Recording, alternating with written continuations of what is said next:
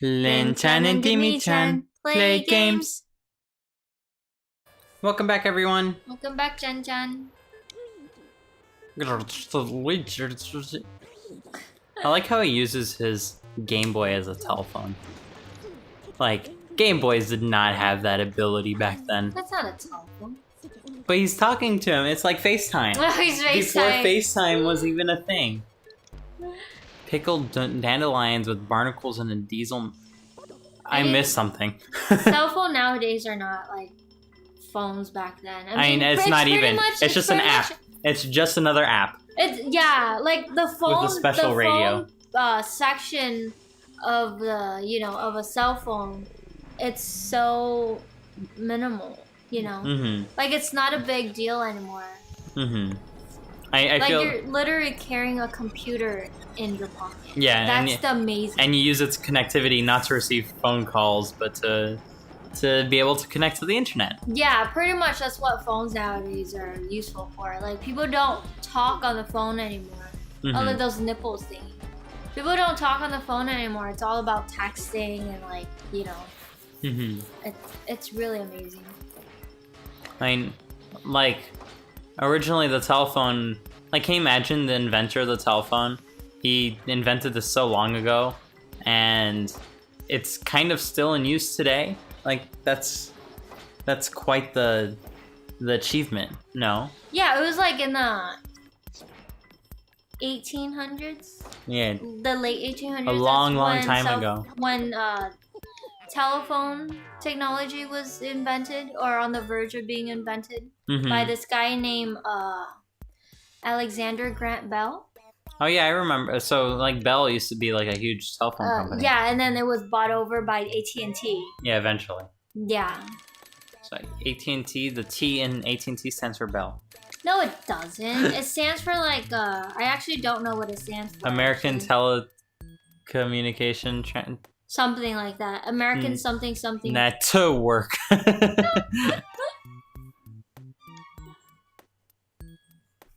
Oh, we're rich. We have 39 million G's.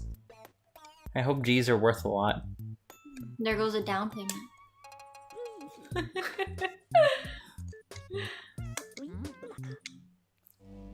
So now we get to explore a new area. But yeah, you were saying about the telephone? Oh, so it was invented by this guy named Alexander Bell, and there's some interesting facts going on about him, really.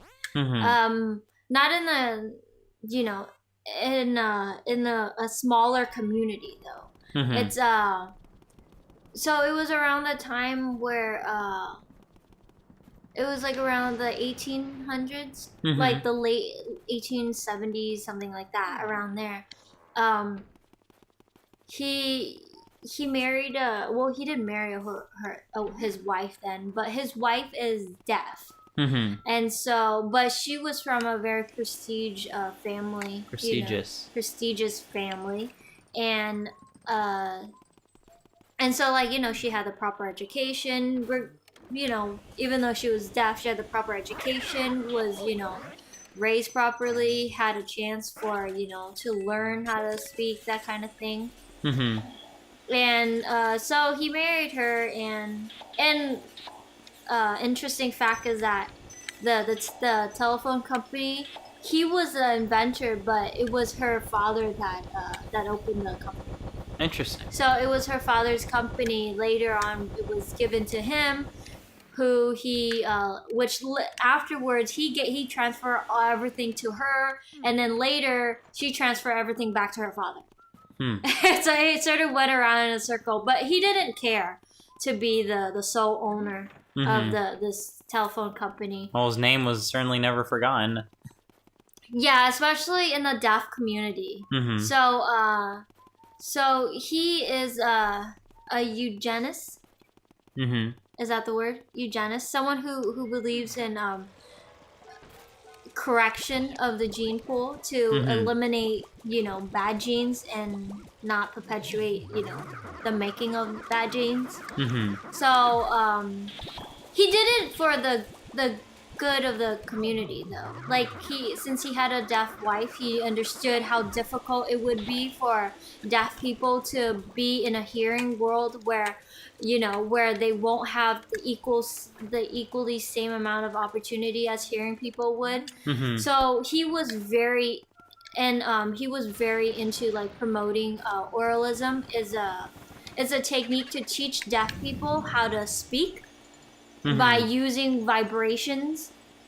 By using vibrations. Like putting their hand on your throat while you speak. Yeah, or making sounds in front of like a drum and feeling its vibration and learning that. So that's pretty much oralism. And by watching the movement of the tongue and how it's curled and stuff like that, in a way to teach them how to speak. So at that time, deaf people had already had a language, like a form of communication, which is called American Sign Language. And I mean, to them, it was perfectly fine. They had the right to learn it. It was their language, their form of communication. And then here comes this guy named Alexander Bell, who wasn't really an asshole, but his way of pushing the movement forward sort of create a very negative opinions, from the people in the deaf community. Because here this guy comes and he was like, we need to prevent deaf people from creating more deaf children because then it will only make matters worse. So in order to do that, because the deaf people wouldn't be able to function in the hearing world, so what they would do is stick with their people, and by doing that, and then they'll fall in love with whoever, they'll have more deaf. They'll have more deaf children, which is most likely a very high chance. If you were born deaf, most likely you'll have a deaf child. But if you were, you were born hearing and then you became sick, and then I mean during that time, a lot of children became deaf through being sick. And so a way to prevent more deaf people from being born, he was like, we need to enforce this law, and in order to do that, there were a lot more extreme eugenists where they're like, we gotta ban marriage completely. And he came in, he was like, well, it's actually immoral to ban.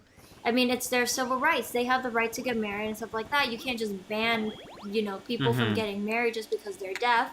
So he was like, well, instead of doing that, why don't we ban the use of sign language instead? So they started banning the use of sign language around 1970s or late 1970s. Or wait, not late 19, it's late 1870s. So it was a long time ago. It was about 200 years. So late 1870s, so the use of sign language was banned completely. And he opened a school where it's an oralism school where everyone there was forced to learn how to speak. And that caused an uproar in the deaf community, because now out of nowhere there's this guy who just waltz in and say, you can't use this language that you created anymore. You're not allowed to communicate among your people with this language. It is now banned. So it caused a big problem in the deaf community. But in the end, it was a good thing that he did it. But also, he had good intentions. He had good intentions. It just he didn't know. I guess he didn't know a better way of doing it. But I guess his method was a lot better than banning marriage in the deaf community completely. So I think that's a okay thing. I mean, one good thing that came out of it too was during that time, women didn't really have a social status yet. Like women didn't really have jobs or whatever. And so but then during that time when they started opening all these schools to teach oralism, they believe that women are better at dealing with small children and teaching them and stuff like that, and are more patient with children, because at that time I think a lot of teachers were male. And so because of this oralism movement, more women were being hired to become teachers. So by that, a lot of women were given the chance for education and actually to hold a status in society. So that was a good thing too. Like specifically, I remember. Let me get through this. Specifically, I do remember an article that I read that was going over how female doctors were actually getting better results out of their patients than their male counterparts. And it was quite interesting. It has nothing to do with like the doctors being female, of course, but it had everything to do with the fact that female doctors were respecting the medical practices more than their male counterparts. Yeah. And they were doing a much better job. Like, instead of relying on their instinct, they were relying on evidence and data to do their job appropriately. Yeah. So it was quite interesting how, like, even though they were doing their jobs better, they were still getting paid less, things like that. Yeah, yeah. And it's a lot of unfairness, I would say. I mean, when it comes to like inequality among men and men and women, it still happens today. Right? Yeah. Everywhere around the world, it still sort of happens. You know. I don't think we're ever gonna get to a point where the woman will rise higher than men. You know. And I think it all goes back to the whole bloodline thing, right? Yeah, well, at least in Western culture, like the whole idea that of a bloodline comes from. Let's feed the flower. It comes from the fact that. Ooh, hold on. I'm getting lots of money. Oh, get that diamond! Get that giant diamond! I got you a diamond, my love. Thanks! The gigantic one. You see? You need to feed the plant. It's bigger than him, too. So, everyone playing this game, feed the plant. You get a ginormous diamond. But yeah, I'll tell you about bloodlines next. Oh, okay. Bye-bye. Bye. Look at his nose. Jigga, jigga, jigga. It's so funny. He's just cold. He's outside. Linh-chan and Dimi-chan. Linh-chan, Dimi-chan, Linh-chan.